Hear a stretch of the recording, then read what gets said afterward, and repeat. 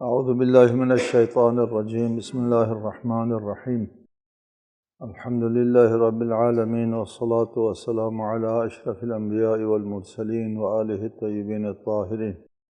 اعوذ باللہ من الشیطان الرجیم ان الذین آمنوا وعملوا الصالحات انا لا نضيع اجر من احسن عملا اولئک لهم جنات عدن تجری من تحتهم الانہار يحلون فيها من أساور من ذهب ويلبسون ثيابا خضرا من سندس واستبرق متكئين فيها على الأرائك نعم الثواب وحسنت مرتفقا۔ جو ایمان لے آئے ہیں اور نیک اعمال بجا لاتے ہیں تو ہم نیک اعمال بجا لانے والوں کا اجر ضائع نہیں کرتے۔ ان کے لیے دائمی جنتیں ہیں جن کے نیچے نہریں بہتی ہوں گی، جن میں وہ سونے کے کنگنوں سے مزین ہوں گے اور باریک ریشم اور اطلس کے سبز کپڑوں میں ملبوس، مسندوں پر تکیے لگائے بیٹھے ہوں گے۔ بہترین ثواب ہے اور خوبصورت منزل۔ اساور سوار کی جمع ہے۔ سوار کنگن کو کہتے ہیں اور کہتے ہیں یہ فارسی سے معرب ہے۔ فارسی میں دستوار لفظ تھا، دستوار، اور اس کو عربی میں جا کر کے سوار کر دیا اور جمع اساور۔ سندس باریک ریشم کو کہتے ہیں۔ ارائک اریکہ کی جمع ہے۔ تکیہ کو کہتے ہیں، تخت کے اوپر رکھا ہوا جو ہو وہ جو تکیہ اس کو کہتے ہیں، اریکہ کہتے ہیں۔ اس میں ارشاد ہوا ان الذین آمنوا وعملوا الصالحات، جو لوگ ایمان لے آتے ہیں اور نیک اعمال بجا لاتے ہیں ہم ان کا اجر جو ہے ضائع نہیں کریں گے۔ قرآن مجید میں اول سے لے کر آخر تک جنت اور ثواب، درجات اور اللہ کی خوشنودی وغیرہ تمام باتوں کے لیے ایمان اور عمل صالح، ایمان اور عمل صالح کا ذکر ہے۔ آمنوا وعملوا الصالحات، آمنوا وعملوا الصالحات، نہ صرف آمنو ہے، نہ صرف عملوا الصالحات۔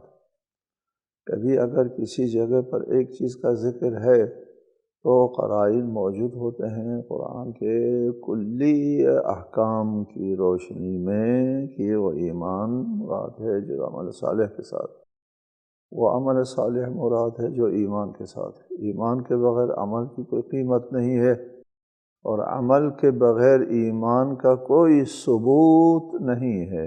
ایمان کا ایک ثبوت، اگر کسی کے دل میں ایمان ہے تو اس کا ثبوت عمل ہے۔ اس ایمان کی کوئی قیمت نہیں ہے، وہ ایمان ہی نہیں سرے سے جس کا اس کے کردار پر کوئی نقش نہ ہو، کوئی اثر نہ ہو۔ وہ ایمان نہیں، وہ مانتا نہیں ہے۔ اگر وہ مانتا ہے تو پھر وہ اس کے اوپر عمل بھی تو کرے۔ عمل کے بغیر ایمان کے کافی ہونے کے اوپر نہ قرآن میں کوئی دلیل ہے، نہ احادیث رسول میں کوئی دلیل ہے، نہ سیرت ائمہ احادیث میں یا سیرت ائمہ میں کوئی دلیل ہے، نہ سیرت صالحین میں کوئی دلیل ہے، نہ پوری امت کی جو سیرت ہے اس میں کوئی دلیل ہے۔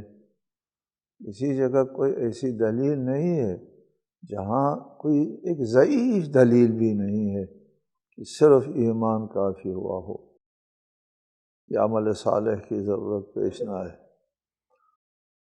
البتہ ایک صورت ہے، ایک مشرک ہے اور کافر ہے، وہ ایمان لے آتا ہے اور ایمان لاتے ہی فوراً اس کے شرک کے سارے گناہ ایمان لاتے ہی دھل جاتے، گناہ سے وہ عاری خالی ہو گیا۔ ایمان لے آیا فقط، اور ایک نماز پڑھنے سے پہلے مر گیا۔ یہاں ایمان ہے اور عمل کی نوبت نہیں آئی، نہیں کہ عمل نہیں کیا۔ ہوتا ہے نا عمل نہ کرنا، ہمارا موضوع ہے عمل نہ کرنا۔ ایک شخص کو عمل کرنے کی نوبت ہی نہیں آتی، وہ دوسری بات۔ اور ایمان لے کر دعویٰ کرتا ہے کہ میں مومن ہوں، اور اس کے اوپر عمل نہیں ہے، اس کی کوئی حیثیت کو قیمت نہیں، نہ کوئی دلیل ہے کہیں۔ ان لا نضيع اجر من احسن عملا، جو بہتر عمل کرتا ہے اس کا اجر اللہ ضائع نہیں کرتا۔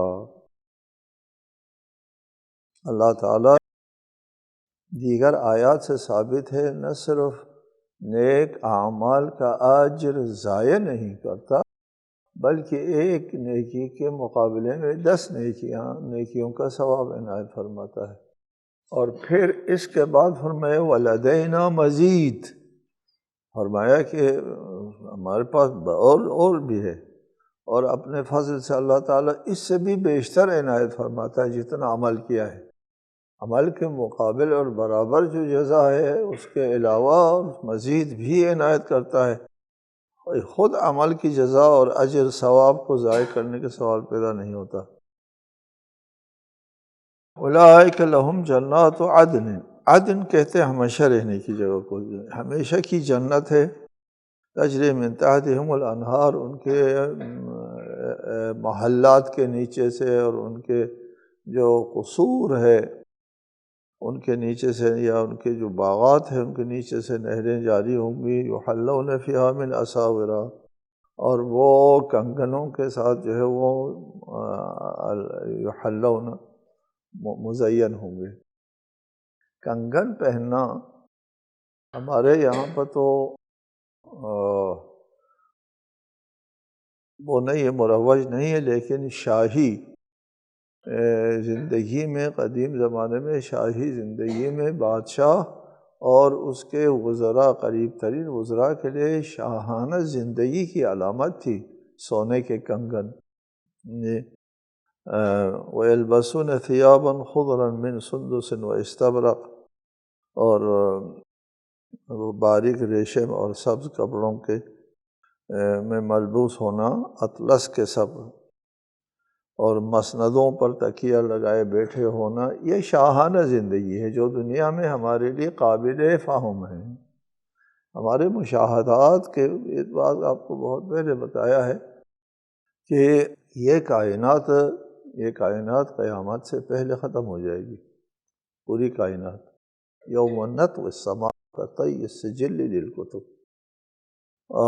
یوم تبدل الارض غیر الارض، پوری کائنات یہ سسٹم ختم ہو جائے گا، یہ نظام ختم ہو جائے گا۔ اس کی جگہ ایک اور کائنات وجود میں آئے گی، وہاں جنت عدن ہے، وہاں کے رہن سہن، وہاں کا قانون اور ہے، یہاں والی چیز نہیں ہوگی۔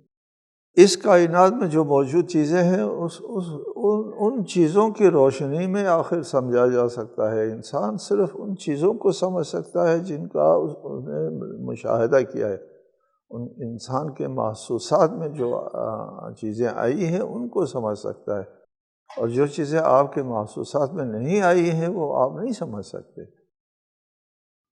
قیامت کے دن کی زندگی کا طریقہ طرز کیا ہے، وہاں کا قانون زیست کیا ہے، وہاں جو ملنے والی چیزیں کیا ہے، نہیں۔ جیسا کہ متعدد بار فرمایا لہم فیہا ما یشاؤون، وہاں آپ کا ارادہ نافذ ہے، ادھر ارادہ نافذ نہیں ہوتا۔ ادھر آپ کا ارادہ نافذ ہونے کے لیے علل و اسباب کے پہاڑ سے گزر کر کے آپ اپنے مقصد تک پہنچ سکتے ہیں۔ گھر بنانا ہے، گھر بنانے کا ارادہ کرتے ہی گھر بن جائے گا، ادھر ممکن نہیں ہے۔ گھر بنانے کے لیے بہت سارے علل و اسباب کا حاصل کرنا ہوتا ہے، ان کو جوڑنا ہوتا ہے، پھر گھر بنتا ہے، ارادے سے گھر نہیں بنتا۔ قیامت کے ہاں لہم فیہا ما یشاؤون، جیسے چاہنے کی دیر ہے، ارادے کی دیر ہے، وہ چیز ہو جاتی ہے، مل جاتی ہے۔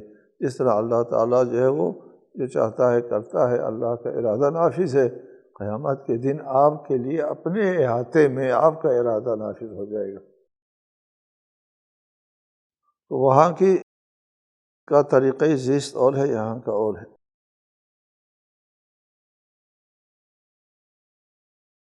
وَاضْرِبْ لَهُمْ مَثَلَ الرَّجُلَيْنِ جَعَلْنَا لِأَحَدِهِمَا جَنَّتَيْنِ مِنْ أَعْنَابٍ وَحَفَفْنَاهُمَا بِنَخْلٍ وَجَعَلْنَا بَيْنَهُمَا زَرْعًا۔ اور اے رسول، ان سے دو آدمیوں کی ایک مثال بیان کریں جن میں سے ایک کو ہم نے انگور کے دو باغ عطا کیے اور ان کے گرد کھجور کے درختوں کی باڑ لگا دی اور دونوں کے درمیان کھیتی بنائی۔ یہ مثل ہے، یہ ایک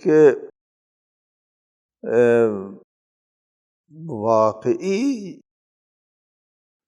جنت ہے یا واقع میں موجود ایک باغ کا قصہ بیان فرمانا چاہتا ہے اللہ تعالیٰ، یا تمثیلی ہے، ایک مفروضہ ہے؟ بہرحال دونوں صورتوں میں یہ مثال پیش کر دیجئے کہ رجلین، دو آدمی ہے، ایک کے پاس بہت کوئی سرمایہ ہے اور بہت جائیداد ہے، ٹھیک ٹھاک جائیداد ہے، اس جائیداد کی تفصیل یہ بتائی۔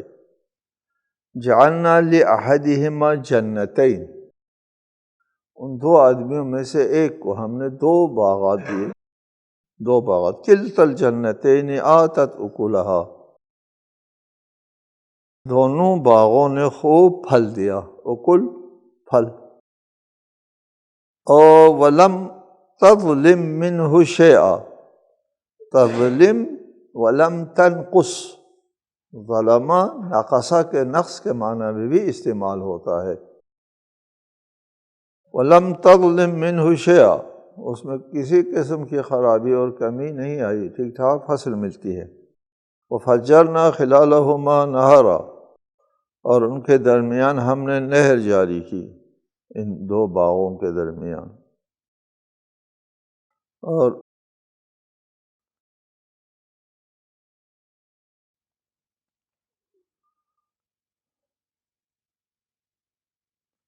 وَكَانَ لَهُ ثَمَرٌ فَقَالَ لِصَاحِبِهِ وَهُوَ يُحَاوِرُهُ أَنَا أَكْثَرُ مِنْكَ مَالًا وَأَعَزُّ نَفَرًا، اور اسے پھل ملتا رہا، وَكَانَ لَهُ ثَمَرٌ، پھل ملتا رہا، بس باتیں کرتے ہیں اس نے اپنے ساتھی سے کہا میں تم سے زیادہ مالدار ہوں، انا اکثر منک مالا، اور افرادی قوت میں بھی زیادہ معزز ہوں، واعز نفرا، دو آدمی، ایک آدمی جو ہے وہ جائیداد والا ہے،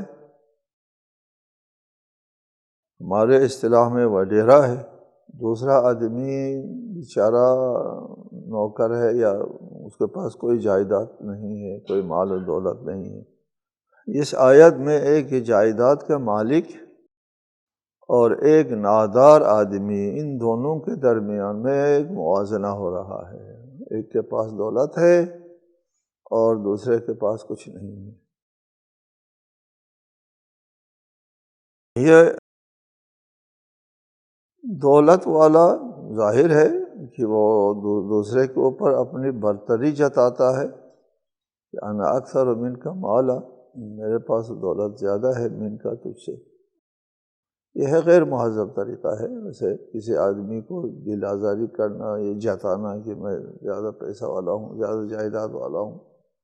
بہرحال اس نے یہ جتانا شروع کر دیا اس نادار آدمی کے سامنے۔ اس طرح وہ بڑے نخرے میں، ودخل جنتہ وهو ظالم لنفسہ قال ما اظن ان تبید هذه ابدا، اور وہ اپنے نفس پر ظلم کرتا ہوا اپنے باغ میں داخل ہوا، کہنے لگا میں نہیں سمجھتا یہ باغ کبھی فنا ہوگا۔ تبیدہ، بیدا جو ہے وہ چٹیل نابود ہونے کو کہتے ہیں، چٹیل میدان کو کہتے ہیں، کسی چیز کے پراکندہ ہونے، نابود ہونے، تباہ ہونے کو۔ آباد، تباہ کر دیا اس کو۔ وہ اپنے اس جائیداد میں داخل ہوتے ہوئے بڑی رعونت کے ساتھ یہ خیال کرتا ہے کہ میرے پاس جو جائیداد ہے، جو مال ہے، یہ فنا ناپذیر ہے، کون لے جائے گا مجھ سے، کون چھین جائے گا۔ بڑی رعونت کے ساتھ وہ اپنے باغ میں داخل ہوتا ہے۔ وہ دو باتیں اس میں قابل توجہ ہے۔ وہ چونکہ اللہ کے اوپر ایمان نہیں رکھتا، وہ اپنی دولت کے اوپر تکیہ کرتا ہے، اللہ پر تکیہ نہیں کرتا، اللہ پر اس کا ایمان نہیں ہے، اپنی دولت کے اوپر ایمان ہے۔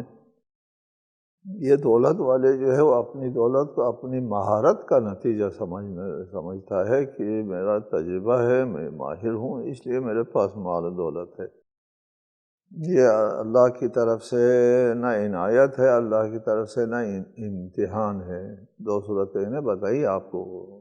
جی اللہ اگر مال دولت دیتا ہے، کرسی عزت دیتا ہے، جو کچھ دیتا ہے، یا اس کے امتحان کے طور پر دیتا ہے یا عذاب کے طور پر دیتا ہے۔ یہ وَدَخَلَ جَنَّتَهُ وَهُوَ ظَالِمٌ لِنَفْسِهِ، وہ اپنے اوپر ظلم کر رہا تھا، یعنی صرف وہ محسوسات کے اوپر ایمان رکھتا تھا، اللہ کے اوپر ایمان نہیں رکھتا تھا۔ وہ ظالم جو ہے وہ اپنے مشرکانہ عقیدے کے مطابق اللہ کے مدبر ہونے اور تدبیر حیات اللہ کے ہاتھ میں ہے کا قائل نہیں تھا۔ اور آگے کہتا ہے وَمَا أَظُنُّ السَّاعَةَ قَائِمَةً وَلَئِن رُدِدتُّ إِلَىٰ رَبِّي لَأَجِدَنَّ خَيْرًا مِّنْهَا مُنْقَلَبًا۔ دیکھو، اور میں خیال نہیں کرتا کہ قیامت آنے والی ہے، اور اگر مجھے میرے رب کے حضور پلٹ دیا گیا، یعنی قیامت آ بھی جائے، تو میں ضرور اس سے بھی اچھی جگہ پاؤں گا۔ یہ جو نادار آدمی ہیں، یہ جو مراعات یافتہ لوگ ہوتے ہیں، ان کا ذہن جو ہے وہ مراعاتی ہوتا ہے، تمام مراعات جو ہے اپنا حق سمجھتا ہے۔ پہلے بھی بتایا آپ کو، اسی سوچ کے مطابق یہ کہتے ہیں اگر قیامت نہیں ہے، اگر قیامت برپا ہوئی تو پھر ادھر بھی مجھے مراعات مل جائے گی، وہاں بھی میری مراعات، کیونکہ وہ مراعات کو اپنا حق تصور کرتا ہے۔ اگر قیامت ہے تو وہ مراعات مجھے قیامت کے دن بھی مل جائے گی، اور اس بیچارے کو یہاں کچھ نہیں ملا تو ادھر بھی کچھ نہیں ملے گا۔ یہ ان کی سوچ ہوتی ہے۔ یہ ایک تصور ہے اور خیال ہے سرمایہ دارانہ لوگوں کا، سرمایہ دارہ لوگوں کی نفسیات کی بات ہے۔ یہ سرمایہ دار لوگ اس طرح سوچتے ہیں کہ دوسرے غریبوں کے لیے، مساکین کے لیے وہ انسانی حقوق کے قائل نہیں ہوتے۔ ہم نے دیکھا ہے یہاں بھی مکلف تک نہیں سمجھتے، اور یہ بیچارے کیا نماز پڑھنا ہے جی ان لوگوں نے، وہ آبادی ہم نے دیکھی ان لوگ، وہاں مسجد ہے نہ سکول ہے نہ کیا ہے، کچھ بھی نہیں۔ یہ زمینوں پر جو کام کرتے ہیں لوگ، مساکین بیچارے، کسان کہتے ہیں، ان کے پاس کوئی چیز نہیں ہے، جوتے بھی نہیں پہنتے، اور دن رات اپنے سردار کے لیے کام کرتے ہیں۔ سردار کی سوچ کیا ہے؟ سردار کی سوچ یہ ہے کہ اس بندے کو یہی کام کرنا چاہیے، وہ اسی لیے پیدا ہوا ہے کہ یہ کام کرے، کام کاج کرے، جوتا پہننے کا حق نہیں پہنچتا اس کو۔ جی کوئی مسجد بنائے، نماز پڑھے، ایسے کیا نماز پڑھنا ہے؟ ہم نے خود سنا ہے، کہتے ہیں مالک بیچاروں نے کیا نماز پڑھنا ہے؟ مکلف بھی نہیں سمجھتے، انسان کی حیثیت دینے کے لیے حاضر نہیں ہے۔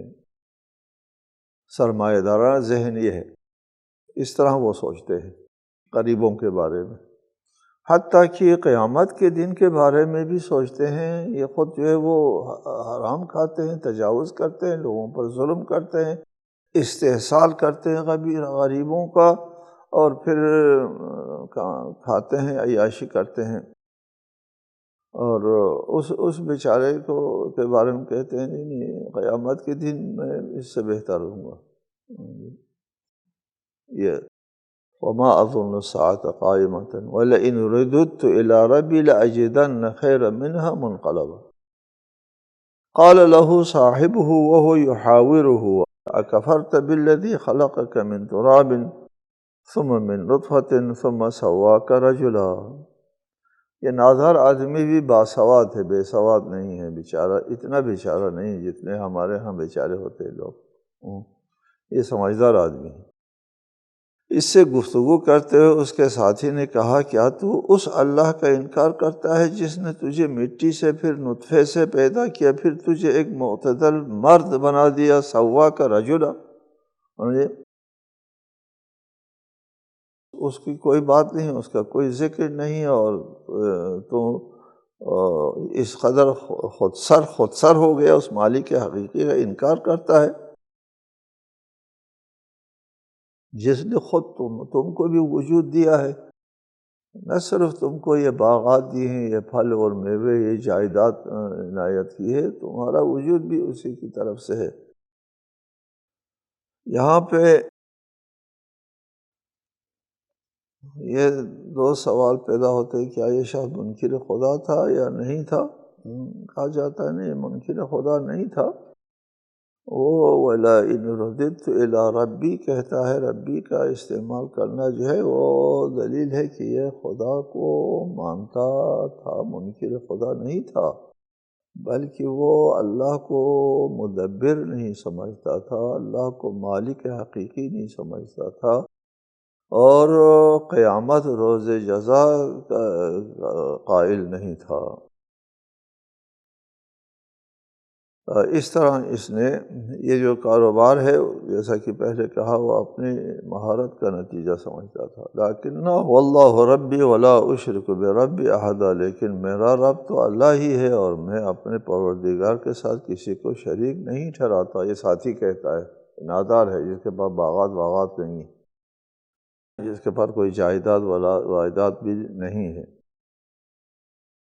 یہ اس سرمایہ کے مقابلے میں مومن اپنا موقف بیان کرتا ہے کہ میرا رب، میرا مالک تو عقیدتاً اور عملاً اللہ ہی مالک ہے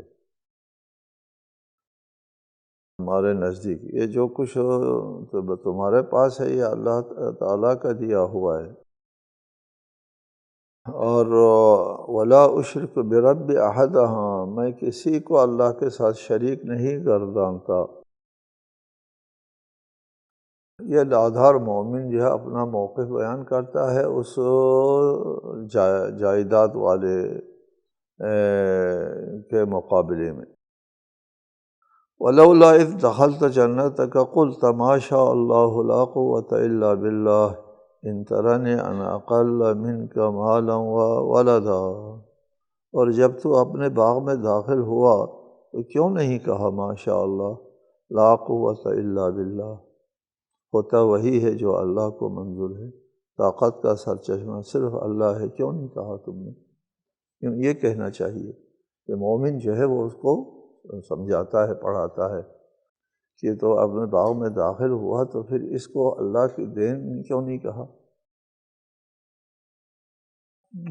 ماشاء اللہ کیوں نہیں کہا، جو اللہ چاہتا ہے وہی ہوتا ہے، اور یہ باغ جو تم کو ملا ہے یہ اللہ کی طرف سے ملا ہے، قوت کا سرچشمہ اللہ کی ذات ہے، مال اور اولاد میں تو مجھے اپنے سے کمتر سمجھتا ہے، فَعَسَىٰ رَبِّي أَن يُؤْتِيَنِي خَيْرًا مِّن جَنَّتِكَ، اور مجھے امید ہے، بعید نہیں کہ میرا پروردگار مجھے تیرے باغ سے بہتر عنایت فرمائے۔ جی میں اپنے رب کے رحمت کا منتظر ہوں۔ وَيُرْسِلَ عَلَيْهَا حُسْبَانًا مِّنَ السَّمَاءِ فَتُصْبِحَ صَعِيدًا زَلَقًا أَوْ يُصْبِحَ مَاؤُهَا غَوْرًا فَلَن تَسْتَطِيعَ لَهُ طَلَبًا، اور ہو سکتا ہے آسمان سے آفت بھیج دے تمہارے اس باغ پر اور وہ صاف میدان بن جائے، یا اس کا پانی نیچے اتر جائے، پھر تو اسے طلب بھی نہ کر سکے، زمین کے زیر زمین پانی ہوا کرتا ہے نا، إِنْ أَصْبَحَ مَاؤُكُمْ غَوْرًا فَمَنْ يَأْتِيكُمْ بِمَاءٍ مَّعِينٍ، غوراً نیچے جانے کو کہتے ہیں، ابھی جب بارشیں کم ہوتی ہے تو نیچے پانی چلا جاتا ہے تو اوپر جو ہے وہ خشک سالی آ جاتی ہے، اور اگر تمہارا پانی جو ہے وہ زمین کے نیچے چلا جائے تو کیا کرے گا اس وقت؟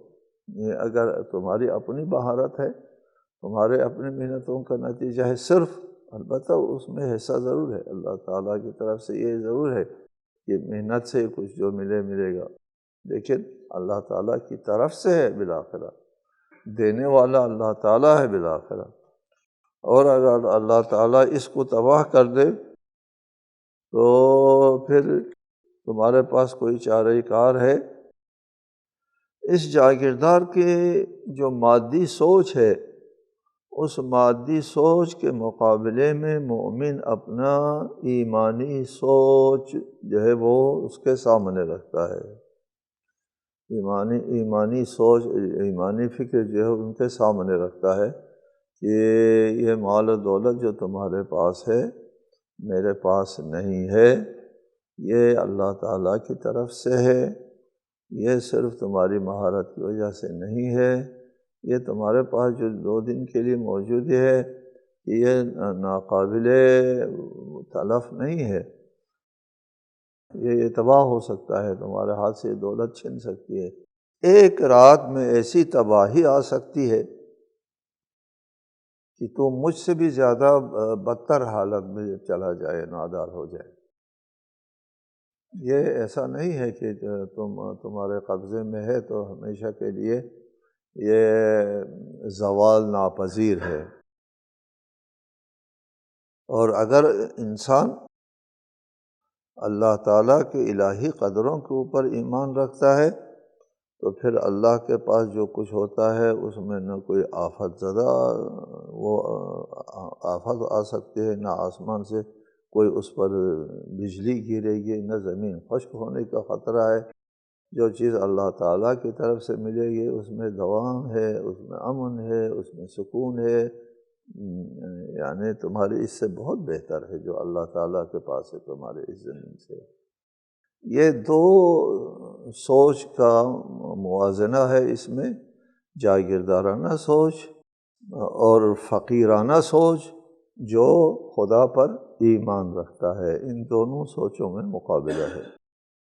السلام علیکم ورحمۃ اللہ وبرکاتہ۔